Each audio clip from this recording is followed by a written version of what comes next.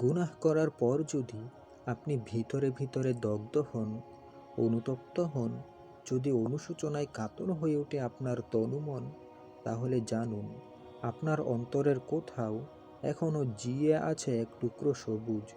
সেই সবুজকে বাড়তে দিলে তা একদিন ঘন অরণ্যে পরিণত হবে।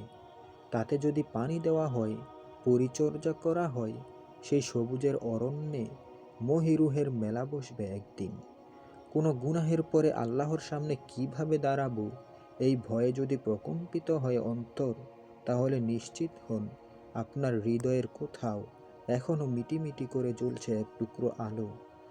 আলোটাকে নিভতে না দিয়ে যদি আরও ভালোভাবে জ্বলে ওঠার ব্যবস্থা করা যায়, তাহলে অন্ধকার হৃদয় একদিন আলো ঝলমলে এক উঠোনে পরিণত হবে।